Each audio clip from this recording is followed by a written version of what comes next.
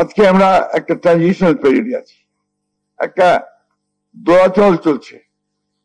নির্বাচনের সময় ঘোষণা হয়েছে, এখনো শিডিউল হয়নি, হবে আশা করছি। নির্বাচনই কিন্তু সব শেষ নয়। নির্বাচনের মধ্য দিয়ে একটা ডেমোক্রেসিতে ফিরে যাওয়া এবং ডেমোক্রেটিক কালচার গড়ে তোলা, যেটা আমাদের সবচেয়ে বড় অভাব। আমরা মানুষগুলো কেউ আমাদের দোষ নয়। এখানে দীর্ঘকাল ধরে সেই ব্রিটিশ পিরিয়ড যখন পাকিস্তান সৃষ্টি হওয়ার পর থেকেই এই অঞ্চলে ভূখণ্ডে গণতন্ত্রের কোন চর্চা হয়নি। গণতন্ত্রে আমরা বিভিন্ন রকম ব্যাখ্যা দিই। কালকে আমরা ব্যারিস্টার মধুর সাহেবের একটা বই উন্মোচন হলো, বইটার নাম ছিল ডিমাইজ অফ ডেমোক্রেসি। ওখানে নুরুল কবির সাহেব নিউজে খুব চমৎকার করে বলেছেন যে কি বাংলাদেশে কি কখনো গণতন্ত্র ছিল, তার জন্ম হয়েছিল যে তার ডিমাইজ হবে, অর্থাৎ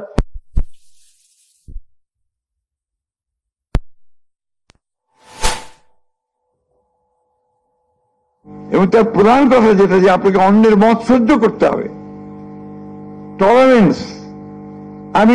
আপনি আপনার কথা বলবেন, সেটাকে আমি সহ্য করব না, পিটিয়ে দেব, আপনার মানুষ তৈরি করব, কিছু মানুষ তৈরি করে বলবো যে ভেঙে দাও, চুরিয়ে দাও, তাকে মেরে ফেলো পিছিয়ে। This is not democracy.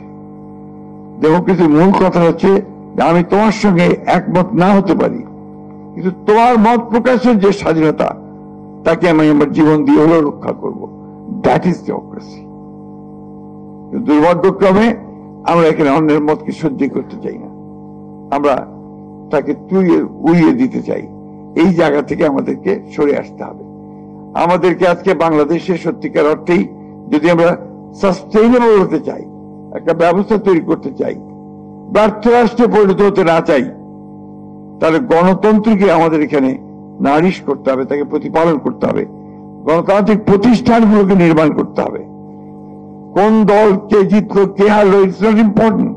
Important হচ্ছে যে আমাদের গণতান্ত্রিক প্রতিষ্ঠানটা শক্তিশালী হলো কিনা, আমার জুডিশিয়ারি ইন্ডিপেন্ডেন্ট কিনা, আমার মিডিয়া ইন্ডিপেন্ডেন্ট কিনা, আমাদের আপনার পার্লামেন্ট ইফেক্টিভ কিনা, আমাদের ব্যবস্থাটা আইনের শাসনে চলছে কিনা, সুশাসন চলছে কিনা, মানুষের সামাজিক মর্যাদা, মানবতা আপনার এইগুলো আমরা রাখতে পারছি কিনা, এই বিষয়গুলোকে নিয়েই আমাদের ভবিষ্যতে কাজ করতে হবে।